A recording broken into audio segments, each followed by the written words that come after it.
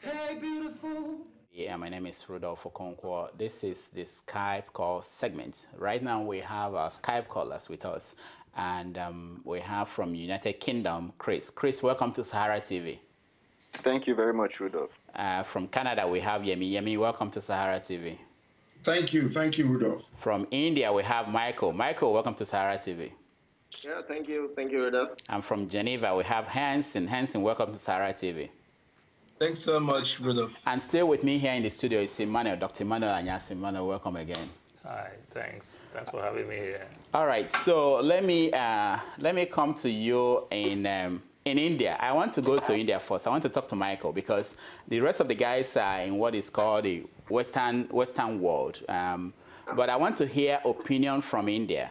Michael, what happened to Sanusi? Do you think something like that could happen in India?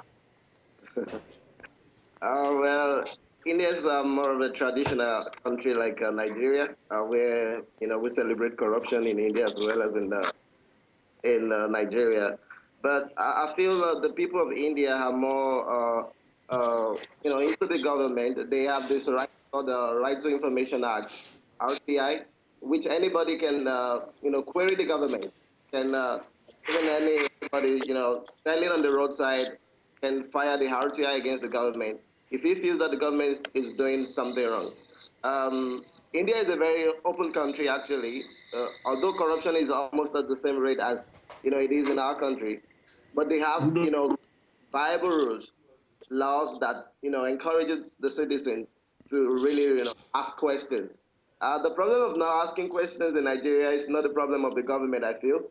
It's the problem with ourselves only, because I feel Nigerians abroad are more united than Nigerians at home.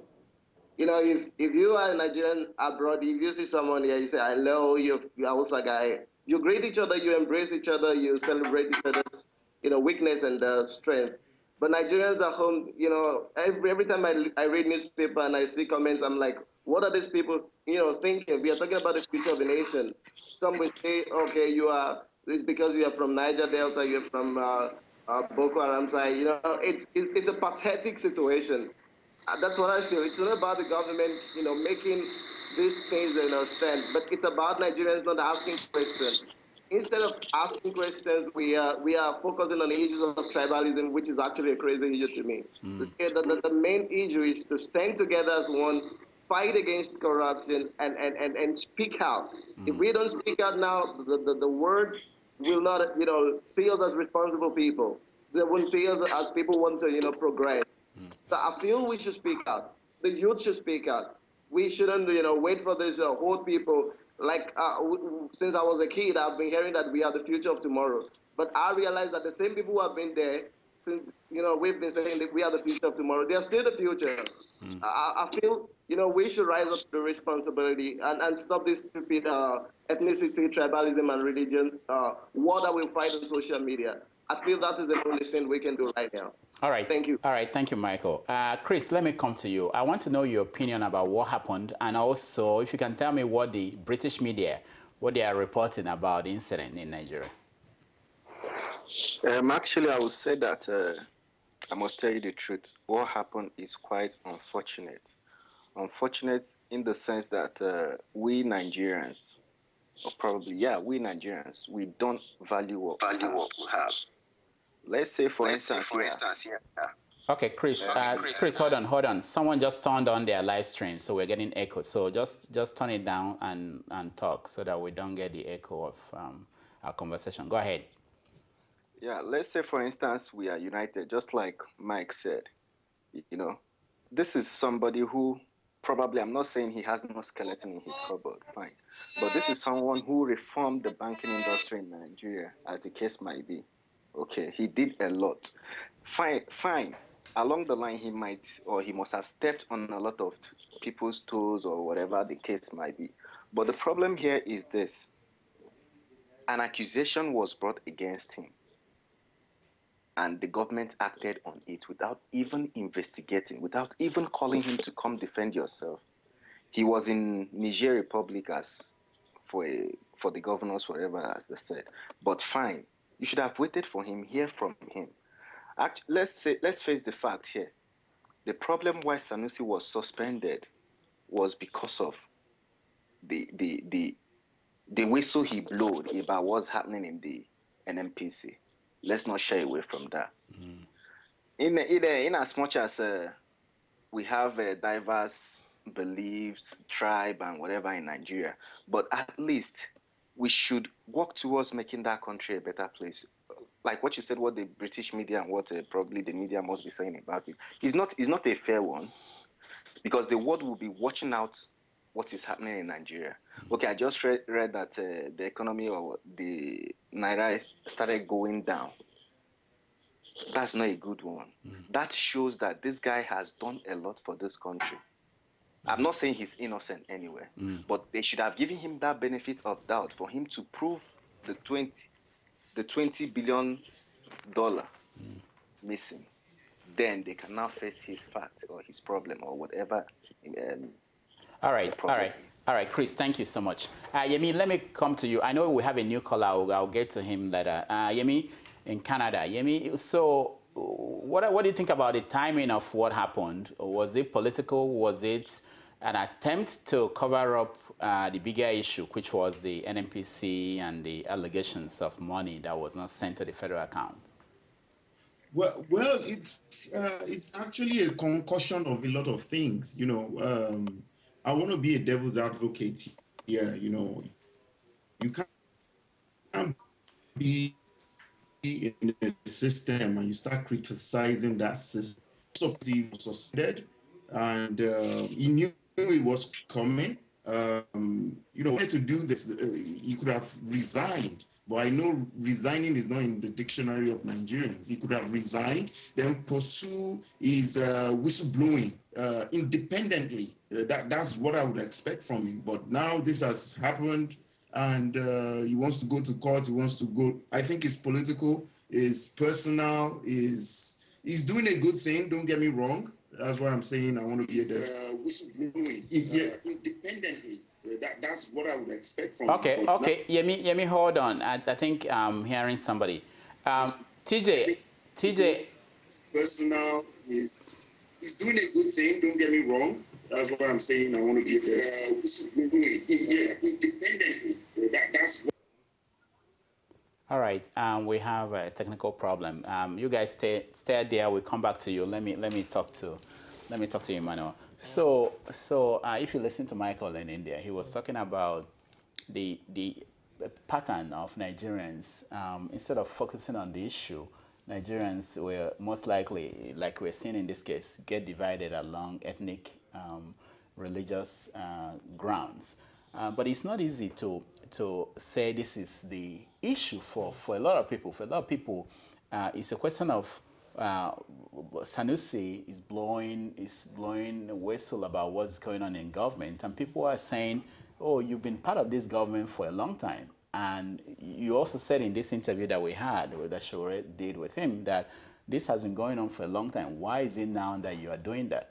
And also, you know, on the part of the government, you know, if you knew that Sanusi had not been accounting very well the money, the CBN money, why did you leave him until now? You didn't do anything about it until now that he's saying that what the NNPC is doing is not right. Then you came and then suspended him. Yeah, Rudolf, there are a lot of political posturing here. And then we also have to look at, like somebody said, can you be a part of the government and still criticize the government? That is what democracy is all about. In a good democracy, you can be in the government and still criticize the government. In fact, that is how you debate issues. Otherwise, your political opponent is going to take advantage of you. If you are part of the government and you have a meeting every Wednesday at the meet, I don't know whatever they discuss, maybe they just share contract or whatever, but if you go there, you are supposed to look internally and criticize yourself. I mean, that is the essence. Even as an individual, at times you do internal criticism. That's how you develop. All right, let's go. We have a Skype caller who's joining us, Henry. Not a Skype, from the phone, I think. Henry, welcome to Sahara TV.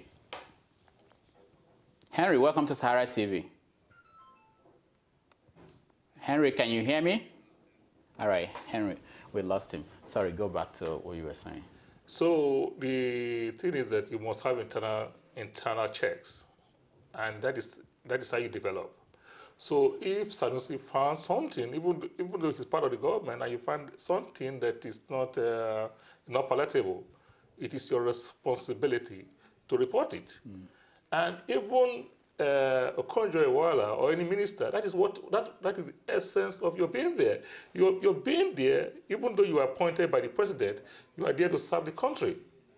And that is what they must realize, that you are not there to just serve the president. Once you're appointed as a minister, you are no longer the president's responsibility. Yes, you are part of his government, but you have a right to criticize that government. And that is what I think Sanusi has done, and that is what I think even other ministers should be doing if they know their job. All right, let's go back to our Skype callers. Yemi, are you there? Yes. Okay, sorry. Yeah, your line was not very clear, so I had to cut off from you for a while. Okay, go ahead. Yeah, I understand what the doctor is trying to say and the angle is coming from, but we have to understand Nigeria is coming from a long history of a military rulership, and this is our democracy. It's not proper democracy. So what he's saying is what will happen in the West, but Nigeria's democracy is very young and is evolving. That's why you see people moving from one party to the other and everything. It's a young democracy.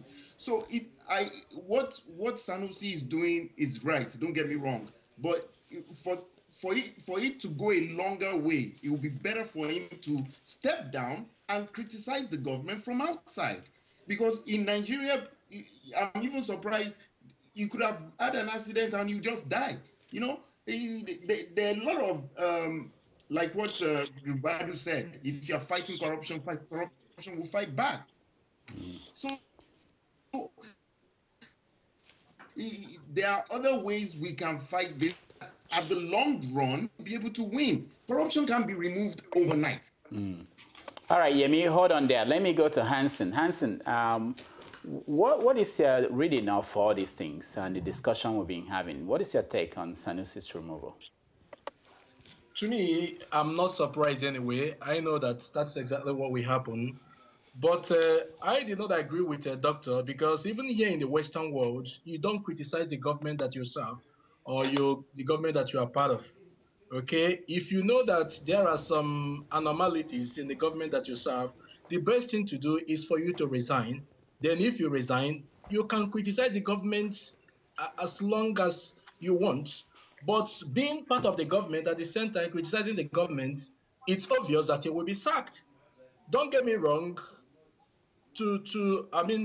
suspended or whatever. But don't get me wrong, Sanusi, I like him. He's a good guy. He said the truth. You know, he leaked a lot of secrets.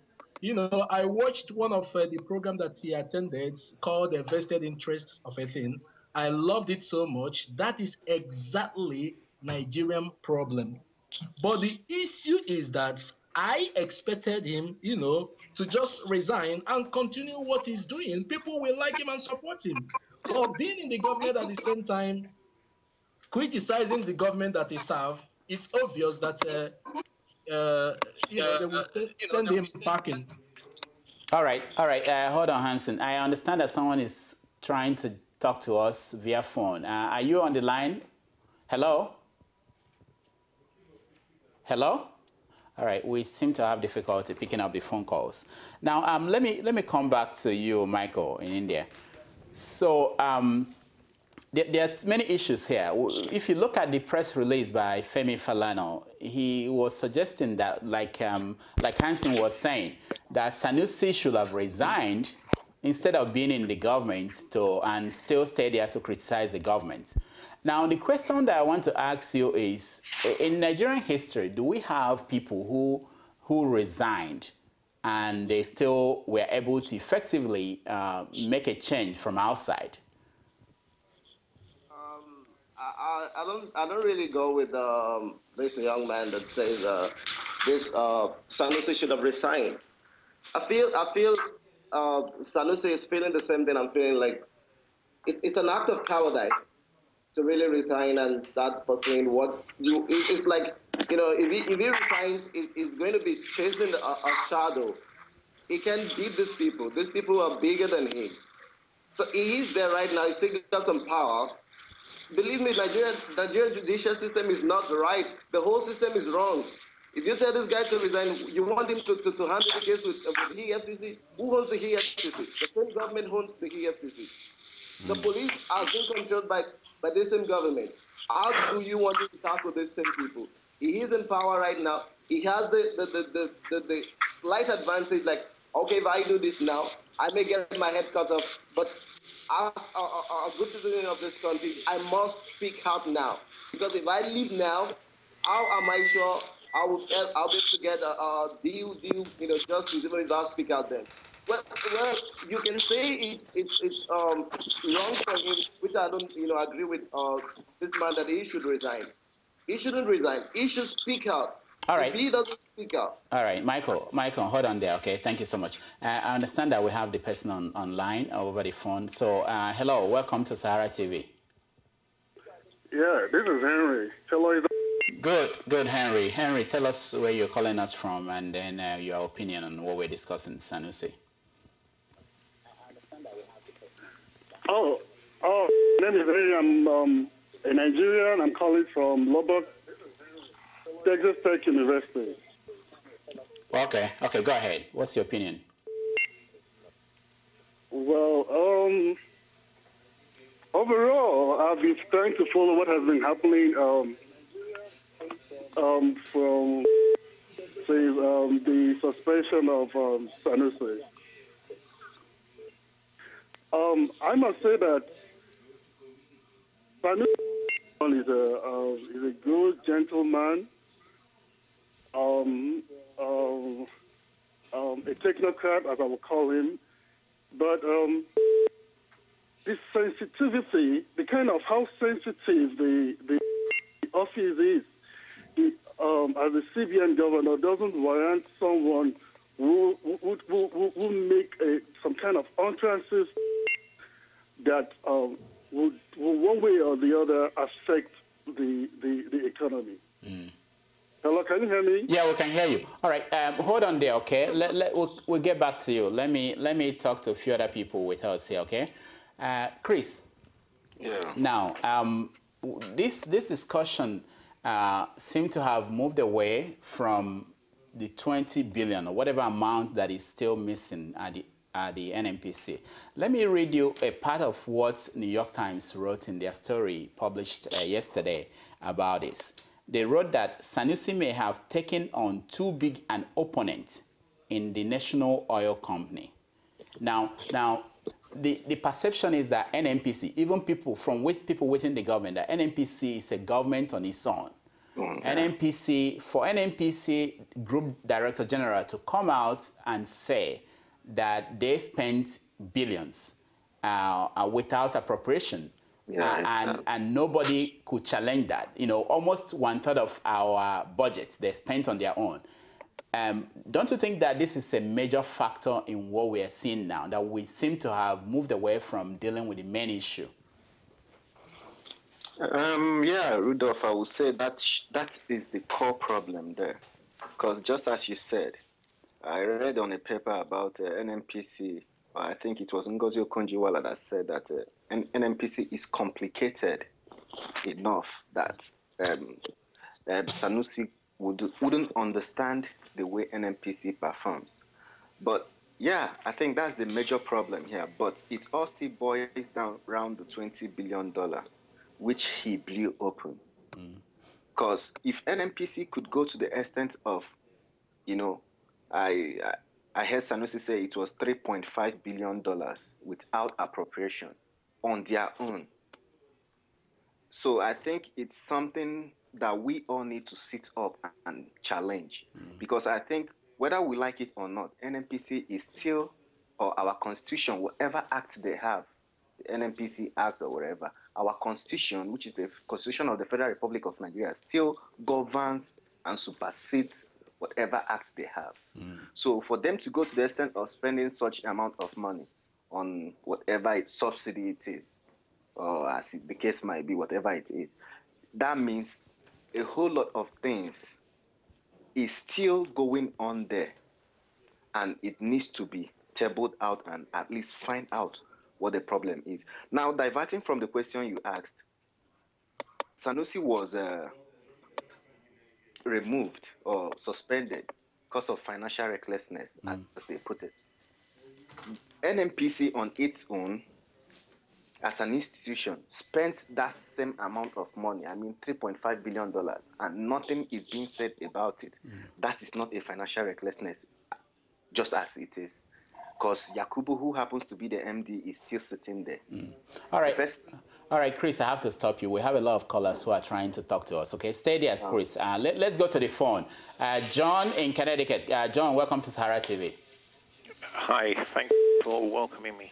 So what is your take on what we're discussing? What part would you want me to discuss on? Is it? Oh, we're looking at Sanusi. What do you think about what happened to him? Do you think it's the right time to suspend him, and do you think it's political? Okay, I guess there are two issues, whether it was right from a legal perspective and whether it was right perspective. From a legal perspective, I believe there are about 4 or 5 grounds to remove a sitting CBN governor. I think it's if one of them is if he's bankrupt, another one is if he does things or he's guilty of serious misconduct. Another one is if he ceases to be a member or is struck off as a member of a particular organization or professional body. Is if if the president removes him with a 2/3 majority of parliament, I think. Now, suspension obviously is in the act, so I'm not so sure the basis on which he's been suspended. And I guess if you suspend someone for longer than their term that they're supposed to remain in office, then you have removed them. You haven't suspended them. Suspension by its very nature is temporary, and so that the person is going to come back. Otherwise, it's permanent. So if you then leave the legal side and then go to the political part of the question, was it a right political step to make? Well, obviously, you and your guest spoke about the negative effects in terms of the bond market and the pressure on it. Also, there's also the negative effects from investors worldwide as a result of the removal, and there is the negative impact or negative perception as to whether Nigeria is actually a good destination place for investments, and whether there is going to be a continuity of CBN policies insofar as the investment environment in Nigeria. I think the replacement for doesn't all go well for it, because I doubt he is appropriately qualified, and he doesn't give much confidence that there is that element of continuity that would have if the person taking over from Sanusi was directly within the CBN infrastructure. All right, thank you so much, John. Okay, let's take other callers. I will come to you, Yemi. So part of this discussion is that people say on social media that under Obasanjo that he would have been gone a long time ago. And then there's another discussion that part of the reasons, probably the main reason why he's bold to challenge Jonathan is because he's from the ruling family in Kano. What does that say about our democracy and the expectations of the people in terms of whether someone can actually be in government? Because one thing you did not mention, or most people did not mention, was Sanusi has always been saying that internally he's been trying to communicate with the government in several letters to point out that these are some of the things going on. But when nothing was being done internally, then he had to come out in public, something like that. So what does that say about our own expectations of people in government, that we should be able to, like you're saying, you should be able to serve the government you're serving, at the same time know that the bigger people you are serving is the Nigerian people? Look, you know, in order to dispose your responsibility as a public officer, you're not going to do it alone. You're going to do it with a team of people. And if within your team and other departments are working with, there's corruption and they're making life difficult for you. Personally, this is personally from my own opinion, if I find myself in that shoes, I would resign. Then I'll now start talking about the challenges I had. I'm not being like what Michael said, I'm a coward. That's not coward. That's not coward. That's even being brave for you not to be, for you to be able to step aside and continue the course you're doing. A lot of people, even look at the history of America, look at the likes of Martin Luther King. They didn't join the government to revolt. They just peacefully demonstrated and continued their struggle for their rights. So look, during Obasanjo or whichever era, the thing still stands. If you want to do something and you are not allowed to do it, step down and pursue your course. Now, the same thing happened to Badu. He took the chairman task force. I was very disappointed, and I already knew that he was not going to make any wave. Look at what happened to him. So the point is, Nigerians should stand. We don't have integrity. That's why we don't have this resigning in our culture. Here in abroad, if anything happens, either you are the one that's being investigated, you see them immediately, they are resigning. They're resigning immediately. And we should try and imbibe that in our culture. Then to move the country forward. Okay, thank you, Yemi. Let's take another phone call. There's a caller from Italy. Hello, Michael? Hello, Michael speaking from Italy. Okay, hi, welcome to Sahara TV. Good evening, Rudolf. Yeah, good evening. Yeah, I listened to your conversation. My comment is just straightforward. I don't know what Sanusi has done, actually. I could have done the worst. But it's clear that any government, we were talking about when Obasanjo had a report against his present government, talking about the moral ground. If you look at this very government, is this not the same government that had the Ribadu report on NNPC? What have they done about it?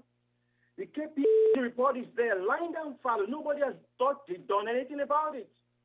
So the truth is that this government is so corrupt and they're not ready to do anything. So they have no moral ground to even punish Sanusi in the first place.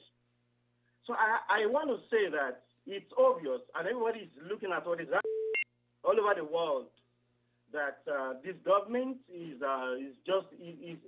everything is apolitical about this government. Everything is apolitical. In fact, the thing will not be apolitical, as in politicized.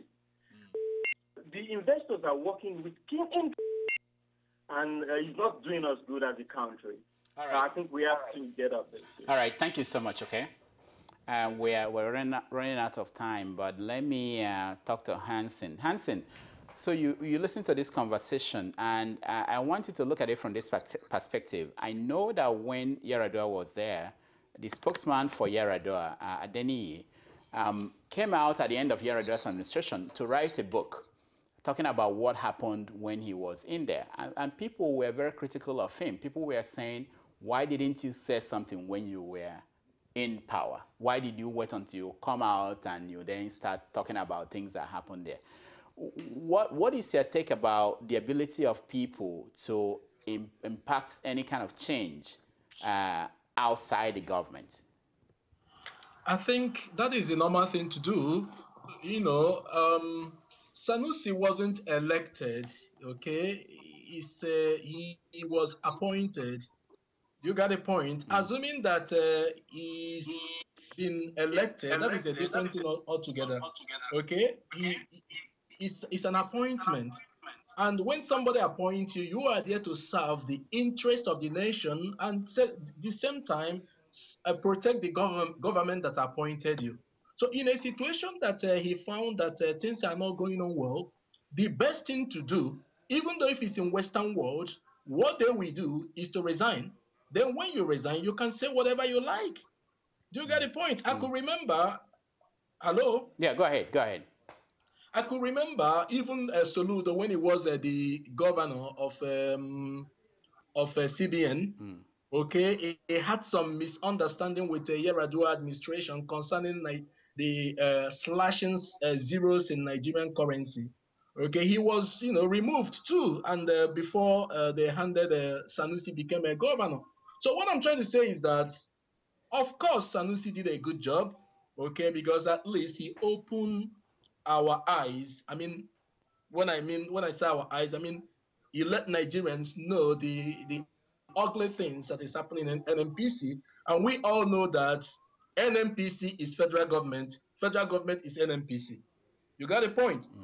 But the most important thing is that if I should be him, the best thing, what I will do is to resign. Then I will say whatever I want to say. All right, thank you, Hanson. Let's go to the last caller we are going to entertain this week. Someone in John in Houston. John, welcome to Sahara TV. Yeah, hello. Can you hear me? Yeah, we can hear you. Go ahead.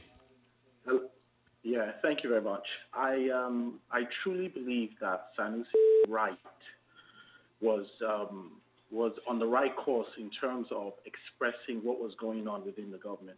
Without his revelation, I think Nigeria would still be in a situation where we're living in a dark age. Information, he was in the right position to tell what was going on in Nigeria. So I think the president was wrong. He has weakened his role as a successor or as a gainfully appointed member of or president of the Nigeria, and I think that he will probably not be re-elected as a result of this action. But Sanusi could not have resigned and then make these allegations because he needed information, he needed that position to be able to make the amount of noise and awareness that he's created that we're all about. Thank you. All right, thank you so much. Let me come back to you because we are seriously out of time, but we will try to get 2 more minutes. So next week, we are going to have the national conference. I believe it's starting sometime next week. Are we going to be talking about this next week, or is this going to be it? And then we forget about the 20 billion and Sanusi and move on to something else? Two points I will make quickly. That the people have to be audacious when you are in government. And there's nothing wrong in criticizing the government that you are in. Otherwise, you're going to have crisis. Then, even here in the U.S., Pauline Cowell supported Obama, even though he was in the Republican Party. Joe Lieberman, when Bill Clinton did something, he was the first person to speak out, even though he was in the Democratic Party. That's as far as that goes. Then, talking about the national conference, I think our problem is a leadership problem. And as somebody said, that even if you write the best constitution in Nigeria, it's just an advice. It's a suggestion.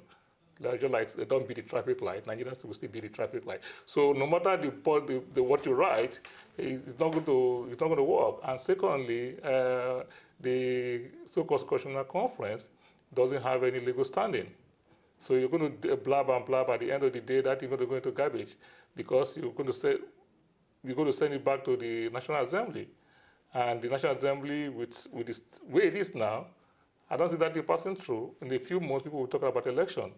And when they're talking about election, nobody's going to sit down and deliberate that thing. So before you know, I think it's just a way of gaining some political popularity within a segment of the Nigerian community, especially the Southwest, who have been advocating for national conference. And so I don't see anything coming out of this national conference.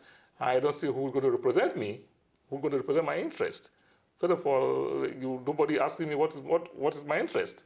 And so how is somebody going to go speak to me, for me? So if somebody going to speak for me, first of all, I don't think I'll give anybody right to speak for me. I'm an adult, I know what I want to say, And so if you want me to speak for myself, I can speak for myself. And I think also even a lot of people in Nigeria, in the rural areas, everybody want to speak for themselves. And what language are you going to use in the national conference? You're going to speak English when a lot of Nigerians don't even understand English. All right, we're out of time. Let me go to our callers and get them to tell me what is keeping them up at night. Michael in India, I'll come to you first. What's keeping you up at night? Well, I used to call myself kerosene. I don't sleep anyway at night. That's the time I'm... Wait, Michael, you used to call yourself kerosene. Is that with subsidy or without subsidy? Obviously, without subsidy. All right. So I don't sleep. I write my programs. I just enjoy myself. The night is the best time, actually. You can chat with people. You can write algorithms, and it's the best time anyway for me. All right. All right. Thank you so much. Okay. Let me come to you, Chris. What's keeping you up at night? I think the problem of Nigeria is one of the things that keeps me up at night. Which particular problem? The masses, the way we reason, understand, our sentimental reasoning, definitely is going to take Nigeria more than 100 years to catch up. Because united, if we are united enough, I believe we can do better for ourselves. But when you see people thinking diversely, and that's one of the things that keeps me up. All right. Thank you so much, Chris. Yemi has dropped, so I'll come to you. Hansen, what's keeping you up at night? Well, it's only 2015. Are you running for office? No way. I'm thinking about my family back home, if that's safe or not. All right. Thank you, Hansen. So, Dr. Emmanuel, what's keeping you up at night? What is keeping you up at night is that Nigeria, the PDP and APC seem to be the opposite side of the same cover. So no ideology, the same people moving from one place to the other. And I thought the APC was going to have a direction. But the way it's looking, they are looking more every day. Like somebody said, what is Chido of Ode? One of them said that they are looking more alike. So if we are going to have identical twins as political party, then that's disaster. That's spells disaster. And so, but all hopes are not lost. What people should do is that I would just encourage the younger people, it's your time. First of all, go take over this political party. Register. PDP is a done deal. Go register for the other political party, en masse, and kick out Tinubu and the Buhari and all these guys. I mean, this is a new platform. You should be able to take advantage of it. And talking about the national conference, I think the people who should even dominate the national conference should be people 40 years below. Anybody who is 50 is lived half of his life. And so if you see anybody who is more than 40 years there, then it's a hopeless situation. All right. I want to thank all our callers. Chris in UK. Chris, thank you so much for joining us. Michael in there, Hansen in Geneva, Yemi in Canada, and those that called over the phone, Michael in Italy, and John in Houston, and everybody else. Thank you, guys. And when we come back, we are going to present our shows, Keeping It Real with Adiola, Dr. Damages, and many more. Stay tuned. Thank you. Thank you very much, Rudolf.